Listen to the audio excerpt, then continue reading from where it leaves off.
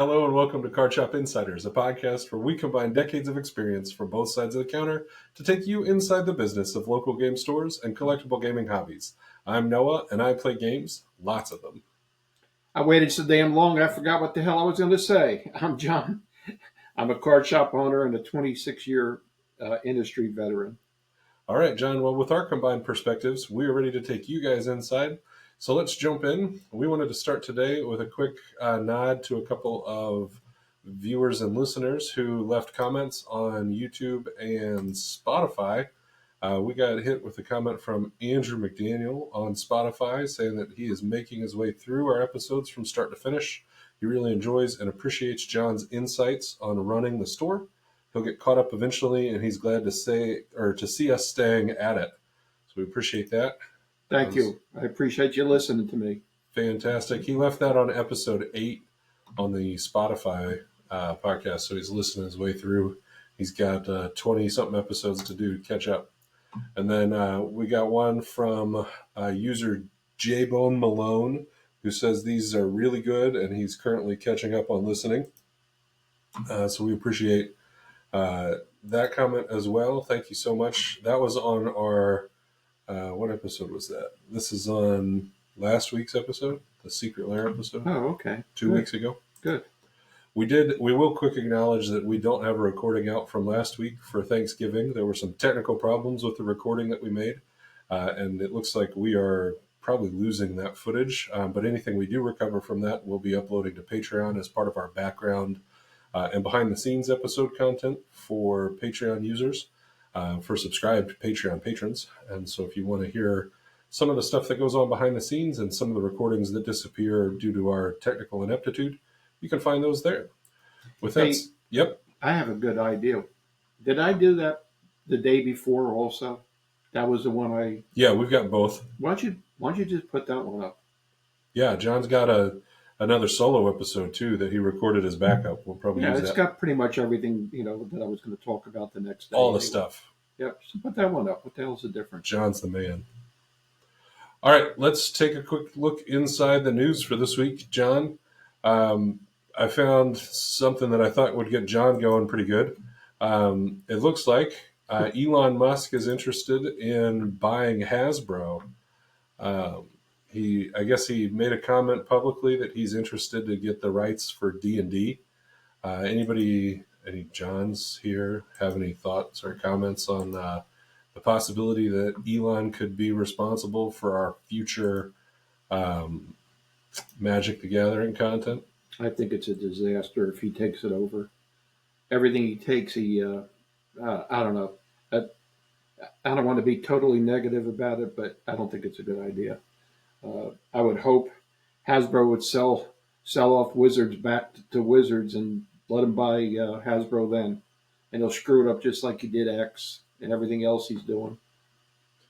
Yeah. I don't need to say anymore.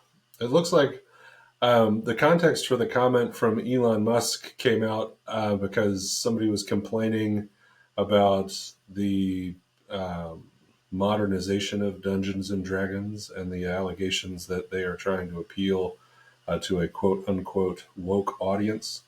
And Elon Musk, I think, was responding to those comments, suggesting that he could take over and unwoke Dungeons and Dragons. He's really full of himself, isn't he? I mean, come on. Yeah. What the hell does he know about it? Well, I mean, he's going to fix the government, so. He's going to, yeah. Well, that's a full-time job. Then he's going to run Tesla. Then he's going to run the space program, and he's going to run X. It's not going to happen. Well, it's called delegation, right, John? You and I aren't. But he's fired everybody. He fired everybody? Well, I mean, he's fired everybody from X or whatever the hell it was before it was Twitter. So he's got some new people there. Right. Maybe he'll take some of those displaced government employees that he's, supposedly going to get rid of and stick them in these jobs. Well, they've been working all these years to develop marketable skills, so they'll be able to get employed somewhere else, right? No, right. I'm not even going to. We're going to get in so much trouble if we keep talking about this. It is. All right, let's talk about Niantic, the company behind Pokemon Go. I think you and I mentioned this in our lost recording from last week, but Niantic is the company that produced and published Pokemon Go, the mobile phone game where people could pretend to be Pokemon trainers and go out in the real world, walk around, find Pokemon, capture Pokemon, battle gyms, do all this stuff. Well, it turns out, surprise, Niantic has been using the app to gather location data, and they are using that to create a new mapping program featuring AI, and they are expected to develop and release this new program, possibly worth billions of dollars, based off the back of all of the faithful Pokemon users around the world. Is it legal? I mean, I'm sure it's legal. Well, without disclosing that they were using this information? I'm sure it was in the EULA. You think so? Absolutely. You're the lawyer. Go check it out. I mean, there's a permissions button. They started that before Apple and Google revamped their permissions stuff, and so I bet you they just threw it in like the EULA that said we're collecting location data. They don't have to disclose why. It was one of the permissions that you clicked on when you downloaded the app because they had to have your location in order to figure out if you were near the Pokemon, right? Yeah, I guess so. So Most people don't pay attention to that anyway. well, most people don't pay attention to anything that their phones do, and your phones are spying on you, just in case anybody's curious, and you have agreed to most of the spying. It's going to make me think twice about how to use my phone. Well, your hearing aids spy on you, so. All right. Well, our favorite segment from the news, John. This is becoming a regular for us. Um, the crime in Pokemon and Magic stores. So, follow up a couple of weeks ago, maybe a month or so ago, we had a story about a break-in in Michigan where they broke in and stole $15,000 worth of Magic cards, mostly singles, from a trading store in Holland, Michigan. And apparently, police have identified and charged somebody with the thefts. And due to the diligent work of the news team working with the store owner, he believes that his insurance company is actually going to pay him a settlement for the lost cards. All right, let me ask you a question. Since the police identified this person, did they arrest him? Did he still have the cards or did he sell them off? I don't think that they've made the arrest yet. It says that they have submitted paperwork to have charges filed, and that usually means that they are getting a warrant, but they haven't arrested anybody. I wonder if they're going to retrieve any of those cards. Apparently, there was more than one game store that was robbed. So, oh, after obtaining a search warrant, police have searched a vehicle and found many of the stolen cards, but not all. I wonder how he dumped them.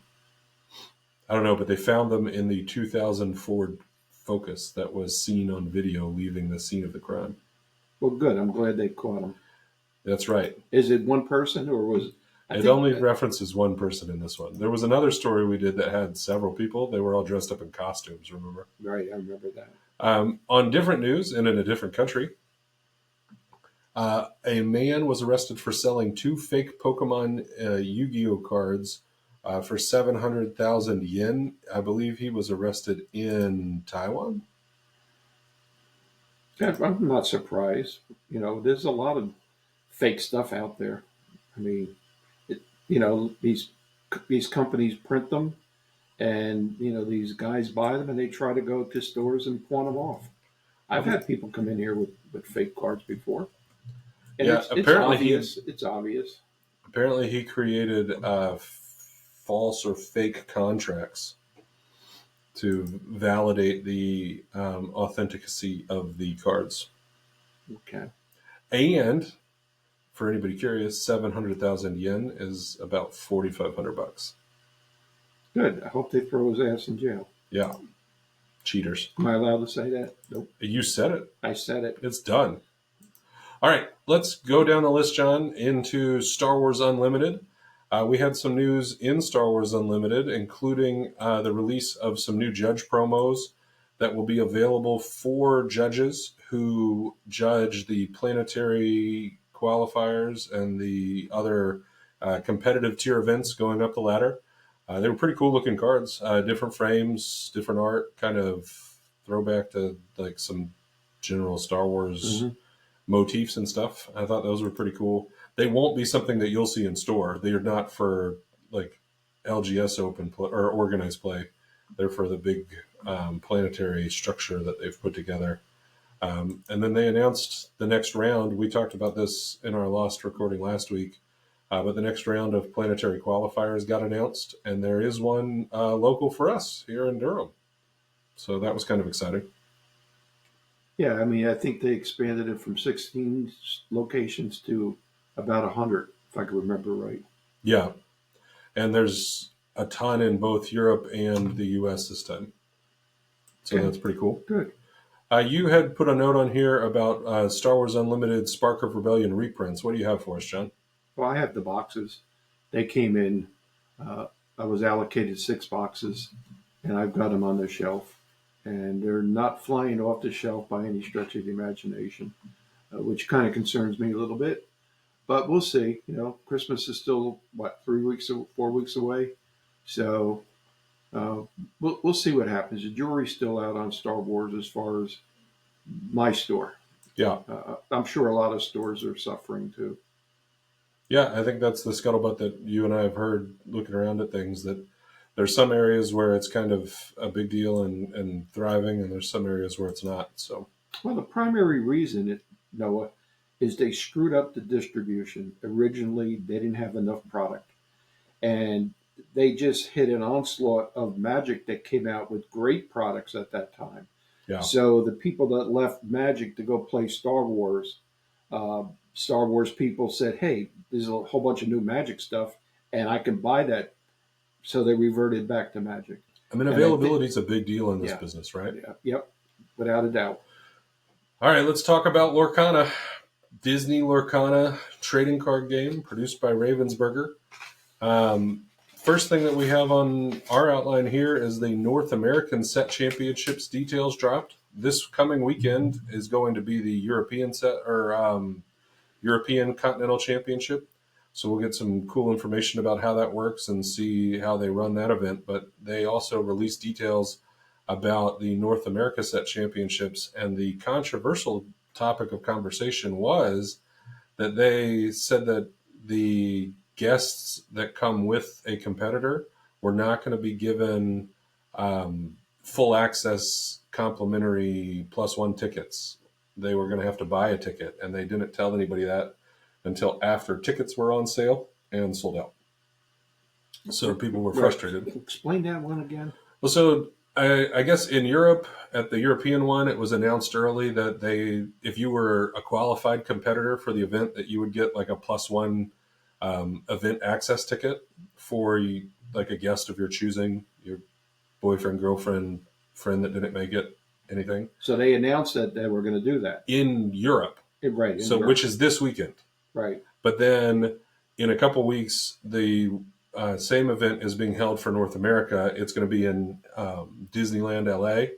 Mm-hmm. And they put the tickets out for sale, and then they released some more details, and it became clear that they are not doing the like full access guest ticket. Like they said that your guests would only have access to the players only lounge and the event hall, like not the event hall, but just the tournament floor. So they can come watch you play and they can sit in the lounge, but they can't roam around and take advantage of side events or anything like that. That's pretty damn stupid. Well, Disney and Ravensburger heard the outcry on the internet, and they have just yesterday, I believe, announced that they were changing that, and that all competitors would get a full +1 guest ticket. They made the right decision. Otherwise, they were going to lose some people. Yeah, they said that PPG, the company that runs the events in North America, would be putting out more details. Maybe it was a communication problem. Maybe it was just some sort of issue with the text that they put out for the details. It was a money grab problem. Well, and that's a lot of people were really mad because they were like, is it really worth it to them? There's only like 90 people that get to play in the tournament. Is it going to kill them if 90 guest tickets get given out? Yeah. How much are the tickets? Like $50 a piece. How much? 50? I think it's 50 for the non-competitor So tickets. that's $4,500. Yeah. That's pretty damn stupid that they would. I think it was a money issue. You know, Probably. if you think about it, yeah, I'm sure it was. It there was no error in judgment or Yeah. miscommunication. John, tell us about store championships for Lorcana. We got a new set that just came out. Yep, and we got the email that we qualified, and there was a whole bunch of dates starting January 18th going to February 9th. And we're going to do ours probably January 25th, which is a Saturday. Sweet. Yeah. We'll have to brew up some cool new decks for that. That event's going to have a Scar promo. So there's going to be another enchanted card for that. That's the new Scar, and they're going to have a playmat with that on it. So that'll be cool. No, I think it's going to tell the tale if we're going to continue to prosper with Lorcana. If there's more people playing than people coming in casually playing on weekends. Um, I don't know. Again, it could be the time of the year. It could be the competition for Magic and other games. Yeah, But Lorcana has been a little slow. yeah. I mean, Magic has made it hard for all of the other games to really get in on anything, right? Magic has set the gold standard, Well, not and only have they set the gold standard, but they've flooded the market with their product. I mean, they have a release every month. They have big events going on. They have stuff coming out every other week that people want to buy. well, they got their act together. Yeah. Again, Star Wars and Lorcana, Ravensburger did not have their act together, and it's showing. Yeah. Well, let's talk about another way that Ravensburger doesn't have their act together. You may know Moana 2 set records this last weekend for the 5-day box office release over a Thanksgiving. Awesome release, cool movie. I watched it. I went in costume as Maui, full body suit with all the tattoos and everything. And yesterday I hop on Twitter and I see the release of a press release that starting on December 6th and going through December 15th, Ravensburger is proud to announce a partnership with Cinemark movie theaters that everybody that buys a ticket to go and see Moana 2 during that 1 week window will get a special promo card with a special foil treatment for the Lorcana game. They should have done it originally. They didn't do it on purpose the first weekend because they didn't want to give out that many cards. But that ticks me off because I already went. Yeah, that's what I'm saying. You're going to have to go again. I mean, it's a bummer. I mean, they really just want to sell another ticket. And let's all be honest, they might sell another ticket. You would go just to get the promo? Somebody was complaining yesterday on Twitter about the price of the promos on the resale market right now. Somebody was selling, I think it was 25 promos from the European drop because they got theirs out on time.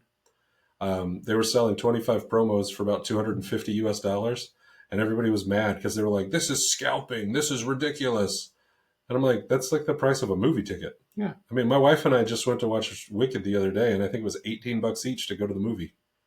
I mean, the card costs the price of a movie ticket. $10 is less than what it costs to get a card.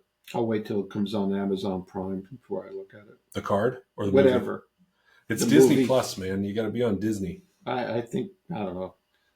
Spectrum just sent me a note that I have Disney Plus or something because of the way it's bundled. I don't know what the hell it is. Well, are you a D23 Gold member, John? Yes, I am. John, that means you are going to get the next piece of news delivered to your special mailbox. Is that right? I guess so. That's the first I'm hearing about it. They announced this last week that D23 Gold members would be getting a special Lorcana promo card from Set 7. It's featuring Iago, the talkative bird companion for Jafar, and it's got a special foil treatment on it that is unique only to these promo cards. It looks pretty cool. I don't know what the card does. Don't know what it's going to be able to do. Don't know if it's going to be playable. How much is it worth? What's it selling for? What's it pre-selling for on eBay? I haven't looked, but it's got the D23 like stamp on the bottom of it. Ooh, that's so cool. It is probably going to be a hot commodity. Good. So that's good. That's nothing else for Lorcana today, John. You got anything else on them? No. What about One Piece? How's One Piece treating you? Again, I'm buying product on eBay from the guy who has 900 boxes sold already. Hey. And people are already asking me about the new set that's coming out in 2 weeks. Are you going to get any from your distributor? Probably not. So when I come back from vacation, I'll get on eBay and I'll try to buy a few boxes of it just to keep in stock. And I'm not selling the product in the store. I'm just using it for my tournament support because I'm getting good numbers coming out to play One Piece. I think last weekend we had 10 people, which is Yeah. really good. No, I saw that. I think it's good. It's a good crowd to be able to have in. It's a real shame you can't get more product to be able to sell because I think those guys would spend the money. It is what it is. And I have people asking all the time, "You're going to get product?" And I showed them that email that I sent to Bandai and their response. And they said a lot of stores are having that problem. Well, you're really glad Bandai's hooking you up. Well, I don't even want to discuss it anymore. It's ridiculous. Yeah. Well, let's check out Magic then. Magic the Gathering, the staple game of most card shops in at least the United States. Um, there's some interesting movement in the singles market on a card we've talked about before, the One Ring Mm-hmm. from the Lord of the Rings set that came out last year. Mm-hmm. The has it been 2 years now? Yeah, last year. It's 23, right? Yeah. Okay. Apparently, there's some speculation that at the December 16th banned and restricted announcement from Wizards, that they're going to put some limitations on the use of the One Ring. Now, you'll recall from our last couple weeks that Wizards has taken over control of Commander officially as well. Mm-hmm. So that means that their BNR announcement could take away cards in the Commander format, Modern, Legacy, Standard. It's not legal in Standard, but they could put some serious limitations on the card, and it has caused the card in the last just 2 weeks to lose half of its value on all of the major marketplaces. It's like the stock market. You know, Well, you gotta hold on to it because eventually it'll go back up and it'll go higher. well, so that's the thing is, do you go ahead and just buy a bunch of them now because it's still one of the best cards that's ever been printed and it's gonna go back up? If you have the money, go ahead and do it. I mean, it's If it's half the price, it's down a lot. is it? Yeah. So Post Malone's $2 million one, is it worth $1 million now? Probably not, because that's 101. Well, his is probably worth 5 million now. I wouldn't doubt it. He's touched it. This is true. I mean, we think it's probably in a graded slab somewhere. All right. Oh, John, what did you think about the news about the Aether Drift booster boxes? The what? Aether Drift, the MTG set coming out in January. I haven't paid any attention to it. Wizards announced last week that they're cutting booster box sizes down to 30 packs per box. For play boosters? Yeah. What was the reasoning behind that? I'm not positive they've given a reason. And they'll keep the price the same, probably.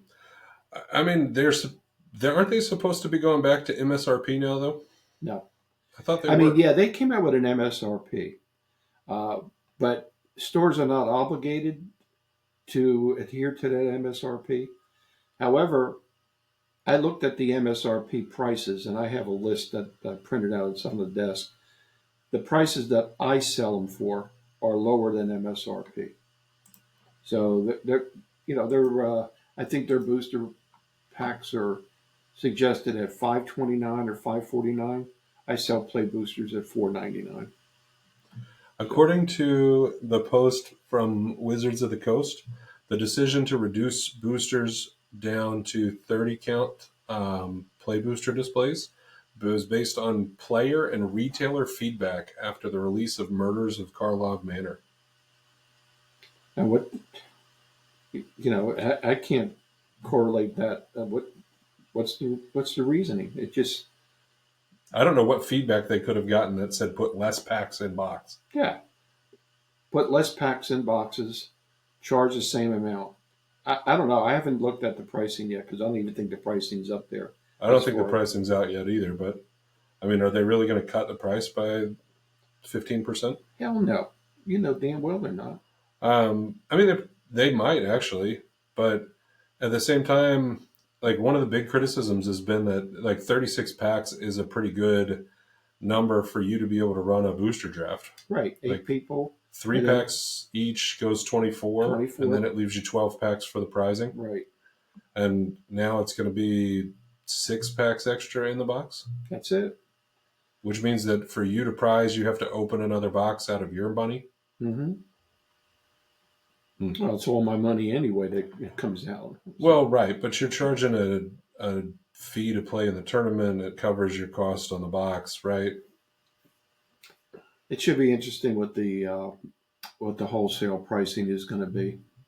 If it's going to be the same, then there's I don't know. I don't want to speculate on it, Noah. I mean, I don't think we can speculate on the money. I just think it's fascinating that they're cutting it down to 30. I think it affects play. I think it's going to affect collecting. I mean, people have been used to buying a box at 36 packs for a long time, haven't they? Yeah, I mean, that's the standard. That's been the I standard. don't remember the last time Magic cards came with less than. Well, some of the like the Jumpstart come with 24 packs in it. Yeah. Yeah, I think it's a mistake on their part. What kind of feedback are they getting on the internet? Well, negative. Most people don't understand why they're changing it. Yeah, I can't either. I mean, especially with a product that's intended for play. Like, it's a play booster. Next year they'll change it, or the next set they'll go back to it. Well, their statement said that the first set that wasn't already being printed after Karlov was Aetherdrift. That's why it's the first one to have less.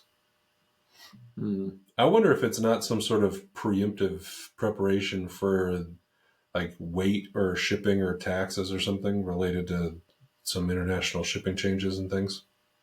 Could be. We'll have to wait and see. Yeah. It's not going to be pretty, no. I can tell you that for a fact. Well, John, talk to us a little bit about Magic's Black Friday sale from last week. I know we've just gotten through the Thanksgiving weekend. I know we talked positively previously about the fact that Magic had come up with this special AR enhanced pen for you to give out for purchases of $75 or more of Magic sealed product. Yeah. How'd that go? It went very well. I'm very pleased with sales from last week. Again, Magic comes out with great support, great promotional items, and I went through at least half my allocation, and it's still going to go on. I mean, I still have some pins left, so if anybody still comes in the store and buys $75 worth of Magic product, sealed Magic product, they'll still get the pin. Yeah. I mean, I think it's a really cool thing. I wasn't really familiar with the idea of an AR enhanced pen. But according to the stuff I read, this isn't the first time Magic has done this. Have you had the other pins in store before? No. Not that I can remember. We had pins, but nothing like this. Okay. This is something that they do in conjunction with a company called Pinfinity. Yeah, I think this is the start of a series of pins that they're going to be coming out with. From my understanding. Apparently you can buy once you have the pin, you can scan it, and then it does stuff inside of the Pinfinity app. So that's kind of cool. I'll probably look into it to see what that is. It says it includes video, audio, and downloadable content. So if you buy $75 worth of Magic products, I'll give you a pin. Oh, I appreciate that. How's that, huh? All right. Well, I need to get my Buckies from my sealed boxes of Azurite Seas. I thought you got them already. No, we didn't get Buckies. You had them still sealed in here last week when we were joking about it. I'll look on the camera and see if I gave them to you. All right. Double check. I've been known to scam you. Speaking of Magic, the foundation set has been outstanding as far as sales are concerned. Yeah. A small store like this, we went through all our allocation on the collector boosters. I went through all of my allocations on the bundles. I was able to get 6 more. My sales rep squirreled a couple away, and I got 6 more. But there is no more collector boosters or bundles to be had. Actually, this week I wanted to order some more booster boxes or play booster boxes of it, and they didn't have it in stock. They said there's an order that's supposed to come in this week. So what's today? Tuesday. Mm-hmm. So what I did was I asked them, I said, do you have any pre-release cases left? And he said, oh, that's a good question. Let me look. So he said, I do. He said, I said, look, I'll take one pre-release because that'll give me 6 times 15. What's that, 90 packs? Yeah. That'll give me 90 packs that I can have for my drafts for the next week or two. in the event that I can't get any boosters. Hmm. We just got in the Jumpstart boosters. Uh, UPS was supposed to deliver them last Friday. That didn't happen because of the holiday. For some reason, they put it as the store was closed. I don't know, on holidays or whatever the hell they did. But then it went out. This is the funny part. It went out for Saturday delivery, and it didn't. I didn't receive it on Saturday. However, when my delivery driver came in yesterday, I said, "Audra, what happened?" She said, "I had him on the truck. I didn't think you were open on Saturdays." And I said to myself, "She's a sweetheart. She's really nice. She puts things right where I want them and everything." So I didn't go after her and say, "Audra, come on." But Yeah. I'm a gaming store. I'm open on Saturdays and Sundays. If you have it on a truck and it's Saturday, if you go past the store, you see people in the parking lot, stop. They're only here for you, John. Yeah, well, whatever. They And really are. This parking lot is not busy on the weekends. yeah, UPS normally doesn't deliver to businesses on Saturday anyway. Right. But I think because of the holiday, they made the exception. So Well, they could have FedExed it to you and left it in the hallway that's true. Out in the middle of the hallway. or out in the parking lot. Don't laugh. That's happened. Yeah, I've got some friends that deliver for UPS, and we have jokes about FedEx. All right, still on the Magic chain, John. You and I have talked about digitization of card games. There's a new announcement about Magic the Gathering working on a Commander format video game. Okay. It's part of the company's new push to digital strategy. And the CEO of Hasbro, Chris Cox, was talking to Bloomberg and said that they're really committed to reaching fans where they want to play, and that's going to include a new, I believe, mobile app that will be some version of Commander. Getting back to that retailer conference that they had online a couple of weeks ago, uh, they discussed the digital part of the game, and the hopes are once people start playing the digital part, is to drive traffic to the stores. Mm-hmm. So we'll see what happens. If their strategy works, that's all well and good. But you're going to get some that are going to overlay into it, and you're going to have some that just play at home, and that's fine too. The people that are going to play at home aren't coming in anyway. No, that's true. All right, that's what I got for Magic. Did you have anything else for Magic this week? No. Let's talk Yu-Gi-Oh! Once again, Yu-Gi-Oh! Has brought us into the world of pop culture. Did you see this story that I posted in here? Apparently, WWE superstar Xavier Woods is a apparently famous and good shadow duelist who goes by the name of Austin Creed on Yu-Gi-Oh! Master Duel. Cool. And they revealed that during some sort of a broadcast this last week that Mr. Woods is the person who's been using this moniker and is apparently good at playing Yu-Gi-Oh. So That's interesting. I mean, so maybe we'll get some of those wrestling fans that will want to play the game since he's quote unquote unofficially promoting it. I mean, yeah, I mean they posted it. It's all over Twitter. He's popular in the wrestling world, and now he will be popular in the Yu-Gi-Oh world. And I think they like that kind of crossover, right? Any crossover, I think, is going to be beneficial, no matter what. You might get some Yu-Gi-Oh players start following him on wrestling. Who the hell knows? Maybe. I watched some wrestling clips this week on the Instagram because I clicked on this link. It started putting wrestling clips in my Instagram feed. Is it wrestling or wrestling? It's wrestling when you're down here. All right. All right. The new set. The new set. Yu-Gi-Oh's new set? It's Crossover Breakers. I got it in yesterday, and it could be available for sale on Wednesday as an OTS store. And hopefully this is the last set of the year because they seem like they're coming out with sets every couple of weeks. They got to keep up with Magic, man. They're exceeding Magic, I think, at times. Are they? Yeah, I think so. Yeah. But, I got some people that are asking about it already, and I think it's going to be good. It's a good seller. That's good. All right. Pokemonsters. the craze that drives the internet, thing that will bring us the most power and viewership.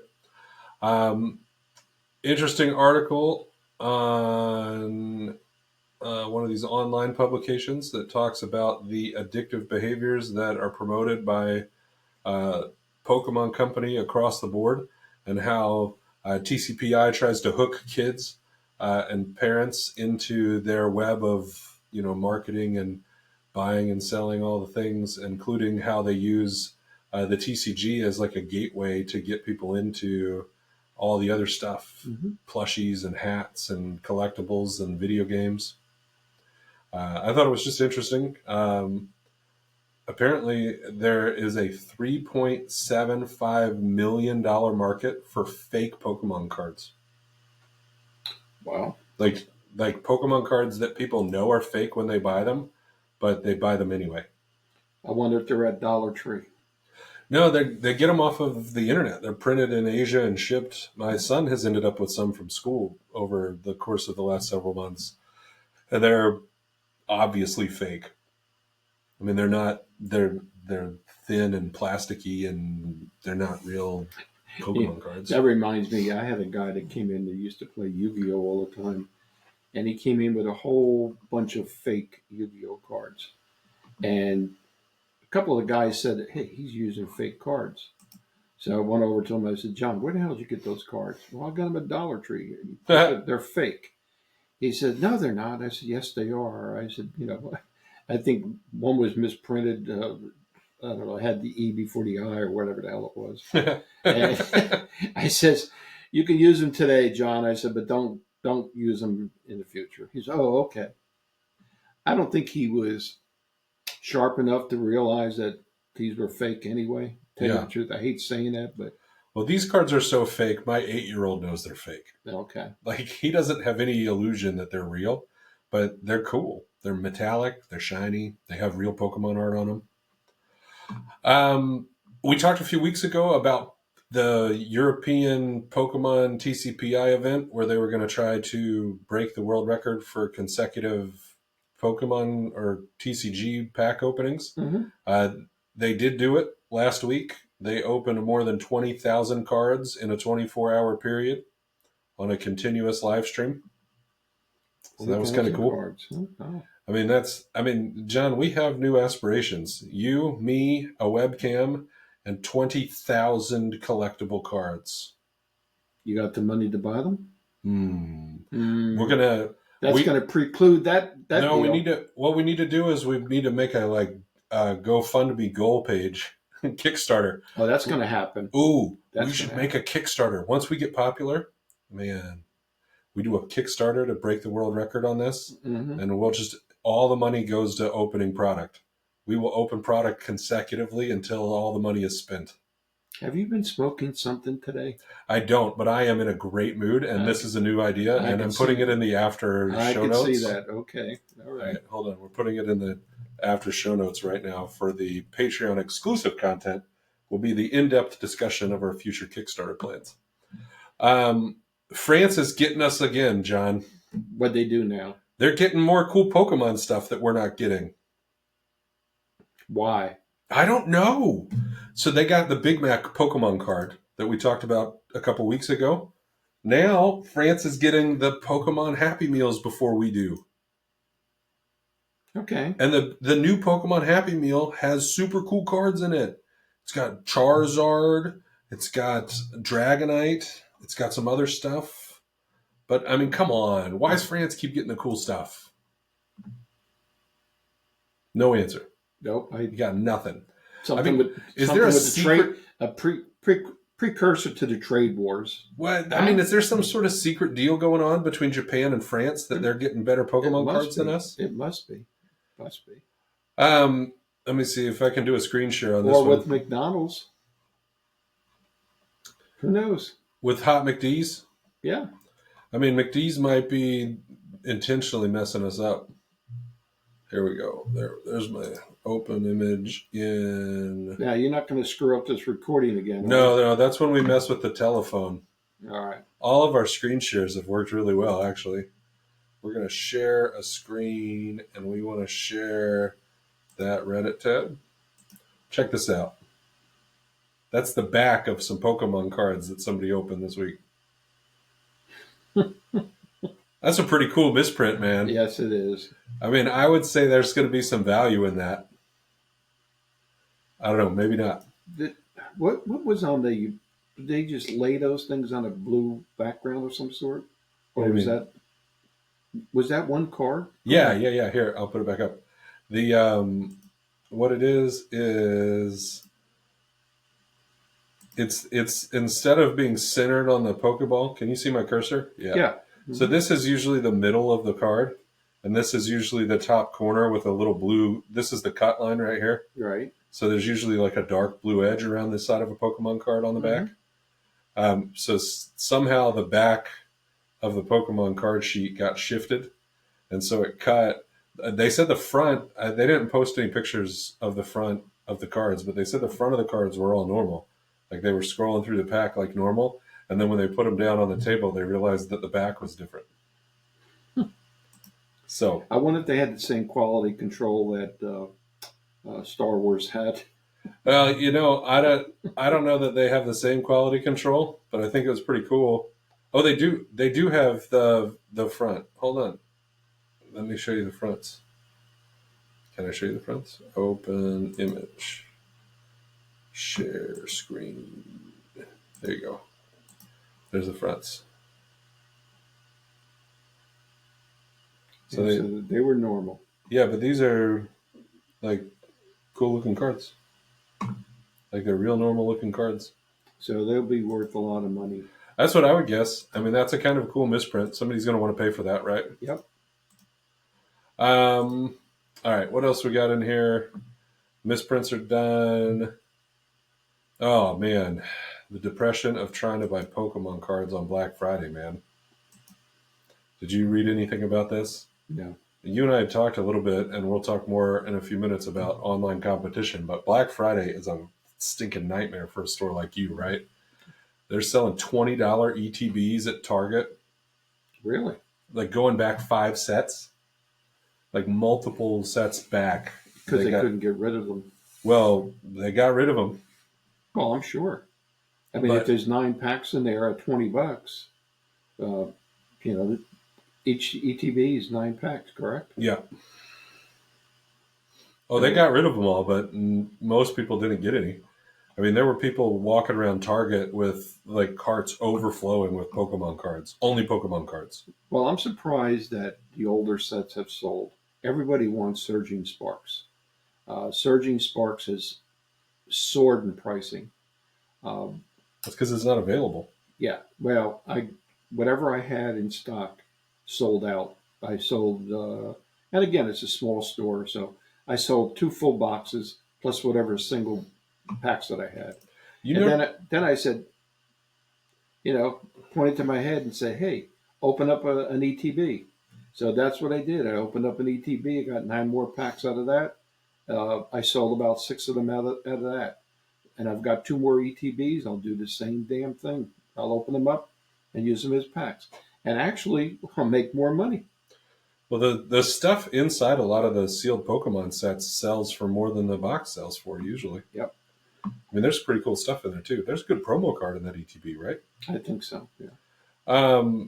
Yeah. I mean, the Pokemon community is all irate that these resellers have gone to Target and bought these things, and that they're taking them and ripping them open and selling the packs for $5 to $10 a piece. But I mean, that's life, right? That's the way of the world nowadays. You got, it's side hustle. You got to make a bucks, here or there, no matter what. I mean, people are paying for them. So just because we didn't get the deal. I guess, are we going to talk about it? Maybe we will talk about it in a minute, but Target sold first chapter Lorcana on Black Friday. Oh, did they? Yeah. They had a special packaged product just for Target. So, yeah. Okay. So they got them from a third market or a third party distributor. It's called Ravensburger. Well, They stamped the boxes. I mean, it's in Ravensburger packaging. is it the same box and they stamped it differently, or is it? Yeah, it was a special package that they made just for Black Friday. Oh, really? Yeah, it was ridiculous. You shoot, Ravensburger's going to shoot themselves in the foot again They're by just doing trying to something. make best friends with Target. Target sells lots of Pokemon cards, man. Why would they not want them to sell Lorcana cards? Target doesn't run tournaments. No, but Target has a really special little marketplace where little kids Yep. come and buy And Disney then when colored people things. come in and say, do you want to buy these Lorcana cards? And I'll look at them and say, who the hell are you? You never came into the store before. And I'll Yeah, say, where did you buy your cards? Well, I bought them at Target. We'll go back to Target and sell. They'll buy them from you. that's what they do, man. Yeah, right. That's my That's how old you got to comeback. stock your TCG That's player my store. old comeback. All right, John, tell us about your woes.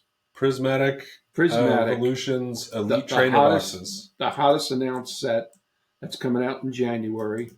I got notification that I was allocated one Prismatic Elite Trainer, one, and that's from my primary distributor that I deal with all the time. And I questioned my sales rep about it. He said, John, I have nothing to do with it. He said, the sales managers do the allocations. That's crazy. So again, it's going to the big stores who order, and I can see that happening. But, as a store, I'll get one. So That's what am I crazy. going to do? I'm going to play God if I have 3 or 4 Pokemon people that buy from me all the time. I'm going to say, I can't sell it to you, and I'll sell it to him. So I don't know what I'm going to do. Raffle tickets. It may have to come to that. And $90 raffle tickets. I also said to him, he's pretty good with this. I said, if there's any others that show up because maybe a store can't afford it, they're on credit hold, or I don't know why they wouldn't take it, but if somebody doesn't take their full allocation, put me down for whatever is available. That's crazy. Yeah, we'll see what happens. The I wouldn't count on it though. the PokeTuber that we talked about a couple weeks ago that is able to buy 800 ETBs of Yep. every set.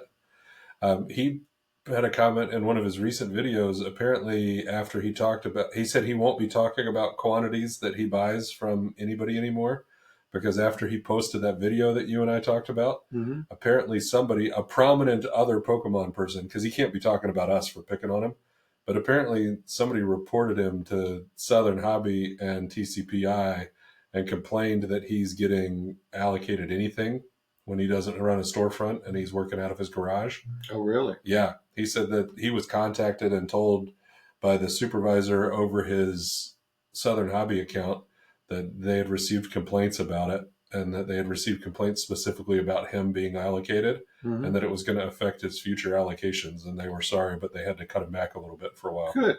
So I guess Southern Hobby willingly opened up an account for him, knowing damn well he sold out of his garage. Well, you and I looked it up. I mean, we kind of backed off of our comments a little bit after we looked up the Southern Hobby application process that's available right now. And they have a section for online retailers that aren't a storefront. Like, I keep forgetting to ask my sales rep what the current qualifications are. I'm going to have to ask him. I'm going to write myself a note to ask him next time I talk to him. I want to get confirmation on that. yeah, I mean, I just thought it was crazy. It's on the application, makes it seem like it's cool. You can Well, the sell. last time I talked to him about this was last year. He said people who put in applications lie. He Well, said that's true too. they take pictures of somebody else's store, Photoshop it in, or whatever the hell they do to it, and create a storefront for themselves, and that's what they do. Yeah. So I don't know. Maybe they've changed their qualifications. I'm not sure, but we'll see. I'll write myself a note and I'll ask him the next time we get together. We'll talk about that. Yeah. I mean, I thought it was interesting that he made the comment that he knows who tried to set him up and he is not happy about it. And like, apparently he got talked to by higher ups. If he's trying to circumvent the system, Noah, he deserves it. Well, You know, is it circumventing the system if they change the rules? And that's the big question. Did they change the rules? Right? well, I wish they would do something with the people who are getting all the Bandai product then Well, too. I mean, but Bandai answered your email and they said sorry. Yeah, work with the distributor basically. Which is blowing smoke up my butt. Yeah. I mean, how many hundreds of thousands of dollars do you have to offer to spend before they'll give you two ETBs? I'm going to remain calm today, Noah. I know. All right, let's take a look at this fun one. I think we did this on the lost footage episode last week, but I still wanted to do it because I thought this was cool. It has been 25 years since this iconic Pokemon Time magazine cover, and I thought it was cool. So you're getting it on the podcast today. But they refer to Pokemon here as an addiction. So do you think Pokemon is bad for children, for the community? It's not bad for your game store. Do I? Yeah. Do I think it's bad for them? No. No, I think any kind of card game is good. Uh, it teaches a kid how to do math. It teaches them to read. It teaches them to negotiate. It teaches them etiquette when they're playing with against somebody if Yeah. they come into play. I mean, there's a lot of positives to the point where teachers were buying Pokemon cards and Yu-Gi-Oh cards and using them as rewards at school at one time. And then the kids, unfortunately, were stealing cards from each other, so they can't bring them to school anymore, supposedly. Well, I mean, we've talked about that before. I don't think they should have them at school. I think it's a distraction. I think that kids aren't old enough for the most part to be able to participate in the sophisticated exchange that is trading. And I think that they should have to do that in a different environment. And teachers aren't equipped to deal with the fallout from No, they're bad not. trades. Teachers have enough of But I agree responsibility. with you. Gaming as a whole is an awesome hobby for teaching lots of different things, and I think it's really good and healthy to have kids playing games. Um, all right, that wraps up the news this week, John. Do you have anything else you want to hit on the news, or shall we jump into our main topic about the card shop business? Let's talk about card shop business. I'm ready for it. All right, you plopped in here a new one for us today, John. You want to talk about the Chat GPT response to the question, what are the biggest issues card shop owners face? Yeah, I started getting a month ago. I didn't even know what the hell Chat GPT was, and I started using it, and I found out that basically all the GPT information comes from them, the company, scouring the internet, scouring books, scouring news reports, and everything. That's how they get their information. So, just for the heck of it, the other day I said to myself, I'm going to type in this. And I typed in, what are the biggest issues that card shop owners face? And let's see. Running a card shop, whether focused on trading cards, sports cards, or collectible card games, come with unique challenges. Here are some of the biggest issues card shop owners face. And this wasn't in order, but I'm just going to read down the list. Inventory management, which we've talked about, competition, community engagement, profit margins, space limitations, customer education expectations, security concerns, economic and market trends, relationships with distributors, burnout, and legal and licensing challenges. Now, this topic, I guess, can be a 2 episode topic because I'll eventually go into some of the responses, individual responses that are in here in addition to the main titles. And then what I did was my next uh, incursion into Chat GPT is I said the top 2 issues card shop owners commonly deal with are number 1, inventory management and pricing. And I'm going to read this so I don't forget what the hell I'm talking about. Challenge. Balancing supply and demand is crucial. Owners must decide how much of each product to stock while considering market trends, product popularity, and card value volatility. Overstocking leads to financial issues or financial losses, while understocking means missed sales opportunities. Additionally, keeping up with fluctuating card values and setting competitive pricing requires constant market monitoring. And why is this critical? A card shop profitability heavily depends on having the right products available at the right time and pricing them appropriately. This is pretty much what I talked about a while ago. Uh, Maybe some of this that's on ChatGPT came from my or our talk discussion about this. But inventory management and pricing is number one, and number two is competition from online marketplaces. Challenge platforms like eBay, TCG Player, and Amazon allow customers to find cards at lower prices, reducing foot traffic and sales for brick and mortar stores. These platforms often have fewer overhead costs, making it difficult for physical stores to compete solely on price. Hence, that guy that sells all of his Pokemon cards out of his garage. While it's why it's critical, many collectors and players turn to online options for convenience and better deals, forcing card shop owners to differentiate through community events, in person customer service, or unique inventory offerings. Without these efforts, it's hard to retain a loyal customer base. These two issues are interrelated and pivotal because they directly affect a shop's profitability and sustainability in a competitive, fluctuating market. And then, let me see, I asked another question. Let me get it. Where the hell is it? I don't know where I put it. But I got into, I don't know, I must have left it on my desk.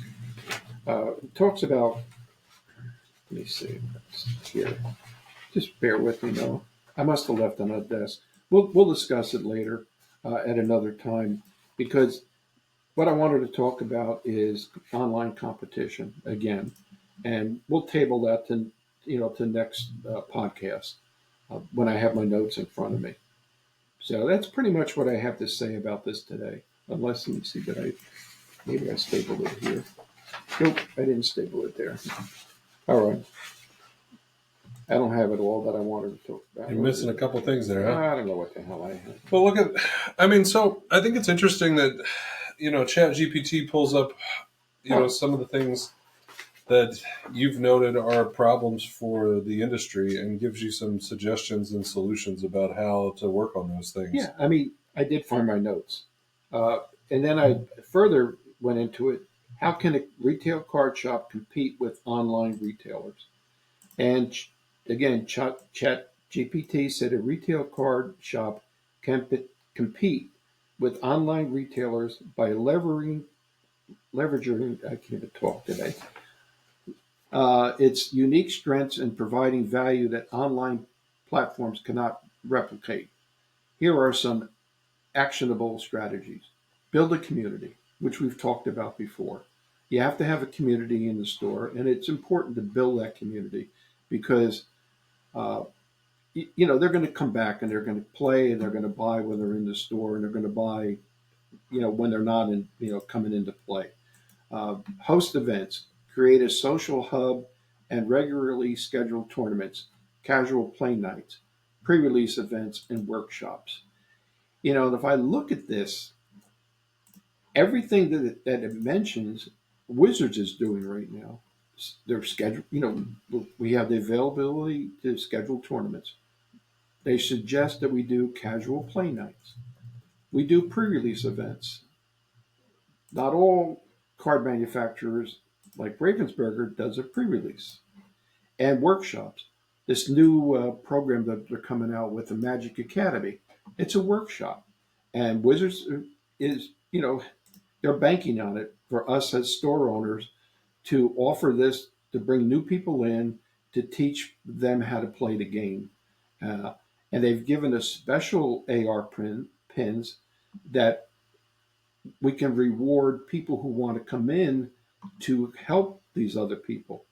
So instead of paying somebody, we can give them one of these pins to come in. If they want to come in on a casual basis, if a kid or two comes into play during the Magic Academy, and what I'm doing is I'm going to schedule it when there's other people in the store that are Magic players, and I've already talked to one or two of them, and they're going to help these new kids out. And I think that's going to be good. And it's a two-part program. Offer loyalty programs. reward repeat customers with discounts, exclusive promos, or points redeemable for store credit or rare items, which I Never, do. never heard of that before. Yeah, I mean it's the loyalties rewards program is great for me. It's easy to administer. It keeps track of emails and everything, and I use that the email database to send out my newsletter every week. And foster relationships. Get to know your customers personally and provide tailored recommendations or assistance. As a store owner, particularly me, I'm good at this. I have a good relationship with my customers. Um, I've known them, a lot of them for years. I have it, fortunately, at this age, I have a good memory. I can remember their names pretty much. I remember their kids' names. If there's a lot of things that I can remember that I talk to them about on a personal basis, and that's a good it's a good way to conduct your business. It's not just slam bam, thank you, ma'am, and out they go out the door. You can't run a business like that if you want to foster repeat business. Uh, and then there's other things that I'm just going to hold back, and I'm going to explain this at a different time because there's other like provide an in-store experience, offer unique products and services, and so forth. Again, I'll table this, and we'll go into this the next time we have our podcast. Sound good? Sounds good to me. All right. I mean, I think it's really cool. I think the idea that you can get a lot of research done on this topic, that you can brainstorm these ideas, and that these are things that you've heard before on this podcast, things that John does in store, things that are part of some of the organized play programs from the different games that are coming out. These are all designed to make the in-person gaming experience have a competitive edge versus the utility of online shopping, which sort of dovetails into the other topic that I wanted to ask you about today. And that was, how do you deal with something like a Black Friday event or a sale, or these online competitors that are getting like similar rates as you but don't have the same costs as you in terms of being a store owner, and maybe specifically focusing on like Black Friday. Like, how do you deal with the fact that Black Friday started 11 days before Thanksgiving and they started selling? I mean, we talked about it in the last week. We have seen official Magic product, official Lorcana product, official Pokemon product, and official Yu-Gi-Oh products all sold online below MSRP and at rates that you can't afford to sell them at. Yeah. Noah, I don't try to compete with that. Uh, I devoid myself from it because you know the whole the whole crux of the matter is I have a store, I have overhead that I have to cover. The thing that I offer is the loyalties rewards program that goes on continuously all year long. It's just not a 1 week or a 2 week deal that I'm going to offer a discount to somebody, and then other times of the year I'm going to hammer them with higher prices. Just so that's not the way I'm going to do it. The loyalties reward program works throughout the whole year. So they're rewarded for the more they buy, the more they, of a discount that they're going to get.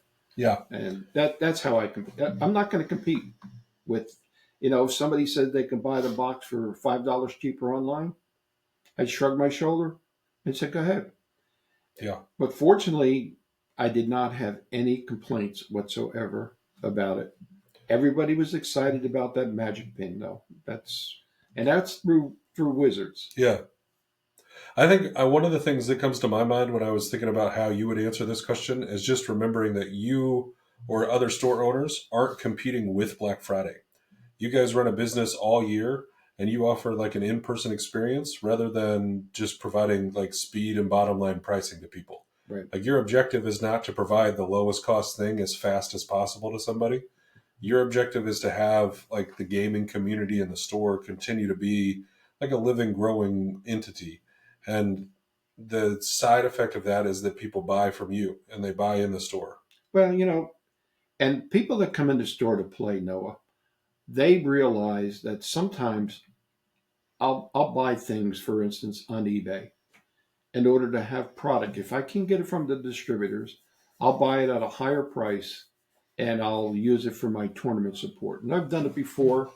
Currently, I'm doing it right now with One Piece. I just bought a couple of boxes of two legends just so I'd have support for the people to come in and play. Yeah, I think that's good. They appreciate that. They know that I do this. Well, I think that's a good place to wrap up our business discussion today and transition over to our 3E's section of our podcast, where we educate, enlighten, and entertain you. Hopefully you've been educated and entertained throughout the podcast so far, but as a particular edition of enlightenment, John and I like to share a little bit of information from the non-gaming world. And in today's version of this, John won't be delving into his bag of Snapple caps because he doesn't like when I pick on him about his bag of Snapple caps. He would like to talk about what he found on Google instead of GPT. I should have had some Snapple facts. You could have had a Snapple fact. I could have just said, "Hey, I would do Snapple facts," but I'm not. We should have an animation where a Snapple cap rolls across the screen. Yeah. Well, you realize that I don't follow the outline altogether all the time anyway, right? John, I'm surprised you know there's an outline. When you send it to me on time. Well, I try my best. What did you say Saturday? I'll send it to you today. I'm going to send you the next one right now. When did I get it? I got it yesterday, which was Monday. Yeah. Monday morning at 8-something in the morning before you leave or whatever the hell you were doing at work. We're doing this again. We're gonna All right. We're gonna do it right now, John. All right. Here's one of the 3E's of some obscure fact. President John Tyler's grandson is still alive. Now, John Tyler was the 10th president of the United States. Born in 1790, he took office in 1841 after William Harrison died. And he still has one living grandchild. Now, we're not talking about great-grandchild. We're talking about, John Tyler, his son, and then his son. So that's grandchild. Let me see. John Tyler died in 1862, and he was 71 years old when he died. And again, this article said, not great-great-great-grandchild. Harrison's dad was President Tyler's son. So the person that we're talking about is Harrison Ruffin Tyler. And it goes on to say, how is this possible? The Tyler men had a habit of having kids very late in life. Lyon Gardner Tyler was one of President Tyler's 15 children. Did they have Viagra back then? No. Was born in 18... They had rhino horns. This Lyon Gardner Tyler was born in 1853 when the former president was 63 years old. And then it talks about, Lyon Gardner Tyler. Lyon Gardner Tyler married his second wife, Sue Ruffin, who was exactly half his age in 1923. They had two sons, Lyon Gardner Jr., and he died when, he was born in 1925, when Tyler Sr. was approximately 72. And the person we're talking about, Harrison Ruffin Tyler, was born in 1928.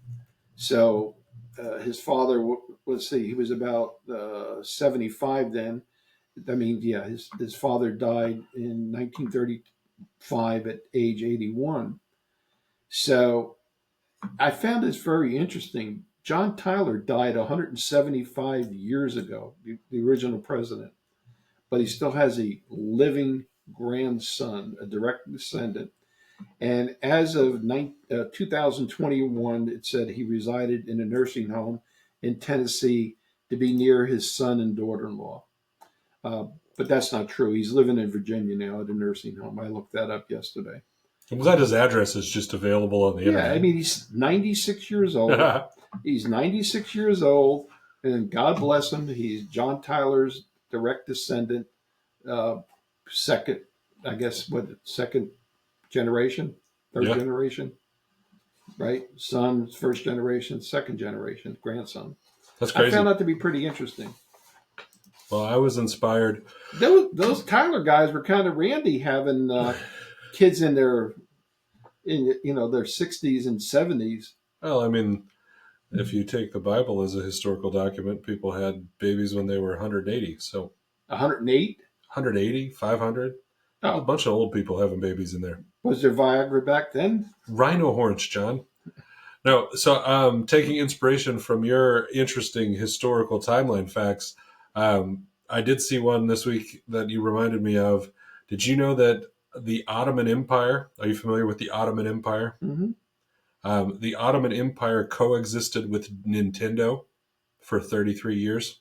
With Nintendo? Nintendo. How the hell did that be? What do you mean, how did it happen? Explain that one. Nintendo was founded in 1889, and the Ottoman Empire didn't go out of existence until 1922. Oh, really? Yeah. How's that for fun historical facts? Not as cool as this guy, 96 years old. No, No, not no, as not cool as as cool. that. I mean, Nintendo at the time was not making video games. What were they doing back then? What did Nintendo do? Let's find out. How did Nintendo start? Nintendo started as a small business in Kyoto, Japan, making handmade playing cards. Interesting. There you go. What year? 1989 That's not too long by ago. Fusahiro Yamauchi. Whatever. Say that 5 times fast. Yeah. Mm-hmm. Without cursing. Mm-hmm. I mean, there was no profanity in what I said. All right. What about Christmas, John? I hear you wanted to talk about Christmas today. Well, another factoid that I come up with. How did evergreen trees become a Christmas symbol? Um, that's quite a long story behind the iconic Christmas decoration. Christmas trees are an essential part of the holiday. And let's see, trees are a ubiquitous part of the holiday season. But how did the tradition start? Pagan solstice celebrations, German influences, and Queen Victoria's reputation are the primary reasons the custom became mainstream. Believe it or not, evergreens initially had nothing to do with Christianity, although religion was involved. Um, According to history, many ancient cultures viewed the sun as a god whose strength ebbed and flowed throughout the year. And I can go on and on with this. They people, let me see. People brought greenery indoors to mark the sun's return and evoke the lusher, warmer times soon to come. People from many parts of the world, including Egypt, Rome, and Northern Europe, celebrated the winter solstice in this way. And let's see, as Texas A&M University history professor Troy Bickham wrote on the school's blog, many Europeans continued practicing pagan winter solstice traditions even as Christmas gained popularity. However, the Christmas tree as we know it today didn't rise in prominence until the 16th century.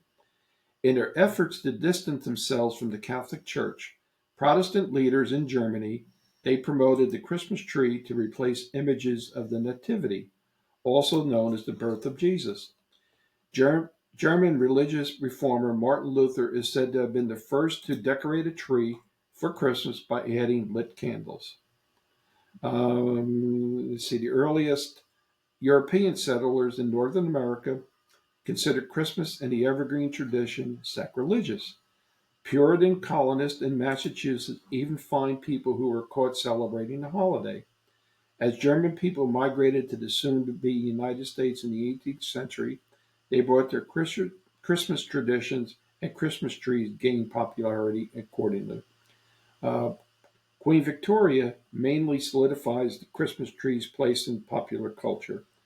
The Queen's mother and father hail from Germany and influenced the royal holiday celebrations, which included decorating a large evergreen tree and placing gifts beneath its boughs. The Christmas tree custom became widespread in England after an 1848 issue of the London Illustrated News showed the Queen and her family decorating one. America's middle class, in turn, deeply admired Victorian culture at the time and adopted the trend.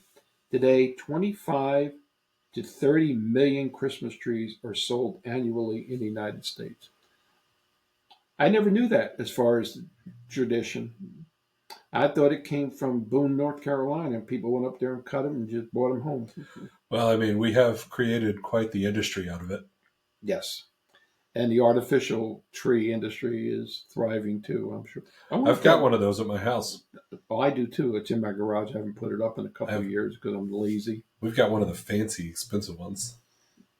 Oh yeah, they can be very expensive. Kara's a big fan of the Christmas trees, so we got her hooked up with a really nice one a couple years ago as a present. An artificial one? Yeah. Well, they're safer. We've had several of them given to us over the years. Like when we first got married, a close family friend gave us the first one, and then we had some friends, our close friends that we visit in Ohio, they moved and gave us a Christmas tree because they didn't want to take it with them.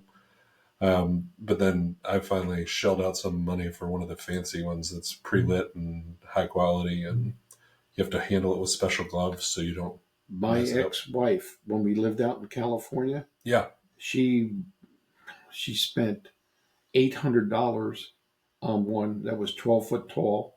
Ooh. Oh yeah.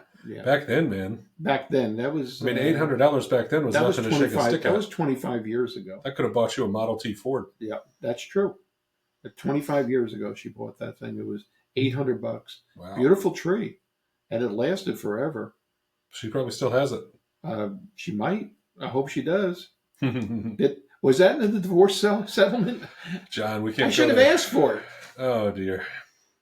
All right. Well, I think that's going to wrap us up for this week's, folks. We appreciate everybody for listening to us here at Card Shop Insiders, and we're grateful for you tuning in on any of the platforms. For a reminder, we are available on YouTube, Spotify, iTunes, Twitter, Instagram. We've got a Patreon.